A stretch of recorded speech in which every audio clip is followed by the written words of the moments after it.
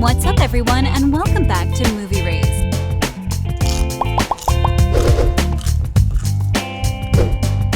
The much-anticipated sequel to the summer 2020 film that took the world by storm is finally here. In fact, we get less dialogue, a wedding, a twin brother, and a new guy that changes everything for Laura and Massimo's future. Without any further ado, here are the most paused moments of the sequel. Warning, spoilers ahead. The opening scene. After leaving fans with many questions and a big cliffhanger that occurred by the very end of the first film, our beloved couple is back. This time, they don't waste their time talking. This day doesn't continue right after the cliffhanger we were all waiting for the continuation to explore. Instead, it skips right to the happily ever after, which is not really the happily ever after we hope to see. Anyways, the follow-up opens with the fans' favorite couple doing what they're most famous for, not caring about that one rule of the groom not seeing the bride before the wedding. Obviously, fans needed to pause this moment because it is in the very opening scene of the film. The bride informs the groom that she's going commando. To be honest, the beginning of the film is okay, with the viewers given a chance to see Laura in a wedding dress and how happy Massimo is that she said yes. Oh, she decided to wear a wig at their wedding, but that's fine. She looks great with blonde hair. So far so good, right? And then their honeymoon starts. A honeymoon filled with lovemaking. If you thought there were many steamy scenes in the first film, just stream this one. And yes, it definitely looks like the actors are doing it for real. If you need a reminder, this is the second film adaptation based on the books of Blanka Lipińska in the first film 365 Dni, or 365 Days. Laura, a character played by Anna Marie Sieklucka, goes to Italy on vacation. To her own surprise, she's kidnapped by Don Massimo, portrayed by Michele Morrone. He tells her she has 365 days to fall in love with him, while also promising her that he won't touch her unless, well,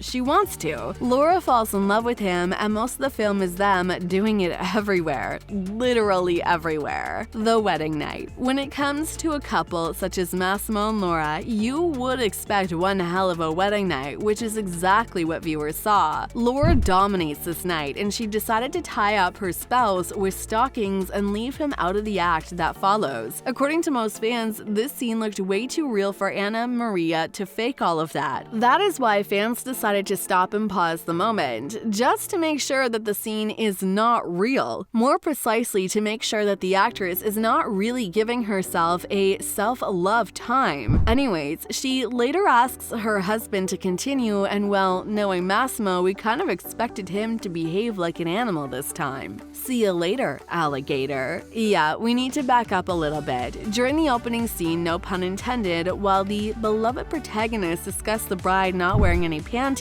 Olga comes in and yells at them for being the way they are. Here! You're sick people, you know that? Calling them perverts. You sick people, you know what? She says in English before talking to Massimo. But according to most fans, her saying "see you later, alligator" to him was not a line that should have been included in the film. The line is really cringe and unnecessary. See you later, alligator!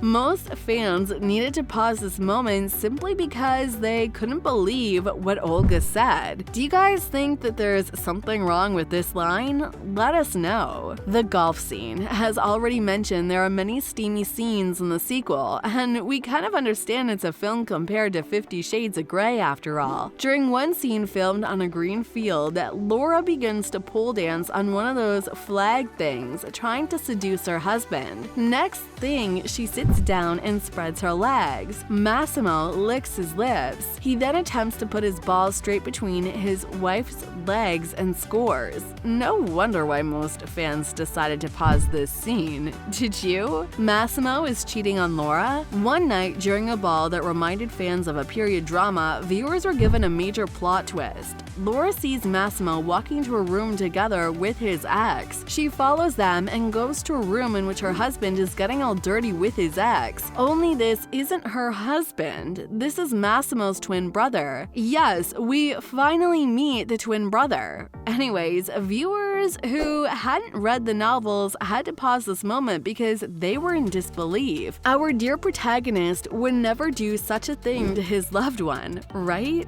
Laura and Nacho. The entire cast came back for the continuation with one handsome addition: Simone Susina's Nacho. When Nacho first meets Laura, he tells her he's a new gardener. When the female protagonist thinks her husband cheats on her with his ex, she leaves him and goes with the new guy. The moment most fans needed to pause was the first introduction to Nacho. Yeah, we needed to pause this moment as well. After she sees Massimo's twin being all dirty with Massimo's ex, Laura leaves with Nacho to his father's home in Spain, where she begins to develop feelings for him. The creators of the film decided to make a few changes to the plot. For instance, in the novel, Nacho kidnaps Laura rather than her deciding to go with him on her own. All in black. Shortly after the beginning of this day, Michele Morrone and Anna Marie Sieklucka needed to star in yet another steamy scene. This time, the actress wears black lace lingerie and she enters the room with a lot of intensity. As expected, Michele is waiting for her. Another song. Aside from seeing 50 steamy scenes, viewers were confused that the follow-up had close to no dialogue. According to some, the film lacks storylines and explanations, but that wasn't the biggest issue. Along with having some major plot holes, most fans claim the film also had an extensive playlist of dramatic music. Viewers were pretty confused when every 2 minutes another song started.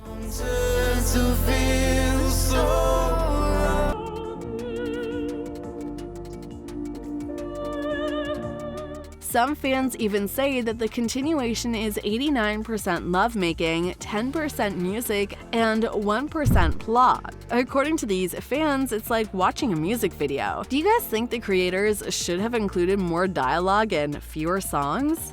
BDSM. It is one of the steamiest scenes in the 365 days. This day, Laura has the perfect surprise for her husband. As he enters a room, he sees different props laid out. His wife simply waits for him to use anything he wants. They proceed in one of the most paused scenes in the entire franchise. And yes, it is very graphic. What do you guys think of this scene? Let us know. Laura gets shot. After all of these steamy moments, after being involved in a love triangle and a mafia rivalry, Laura gets shot. The main question is, does she die on this day? Well, no. When Nacho reveals he's the son of Don Fernando Matos, a Spanish crime boss who is not a good friend to Massimo, Laura is used as leverage to get Massimo to give the entire criminal organization to Adriano, his stupid twin brother. Then Massimo and Nacho try to save Laura from Adriano and Anna, who are holding Laura hostage. Things get complicated once bullets start flying. Massimo and Nacho aren't hurt, but Laura is. She is hit by a bullet and is left bleeding on the ground. Thankfully, she survives because Netflix has already confirmed that a third film is in development, with Anna Marie Sieklucka coming back for the continuation. But even though she survives, the next film is even more complicated than this one. We hope viewers would be more satisfied with the story of the third and perhaps final film of the franchise. Do you think 365 Days This Day did justice to the first film? Let us know down in the comment section below, and if you enjoyed our video, make sure you subscribe to our channel so you don't miss any of our videos in the future. As always, thanks for watching.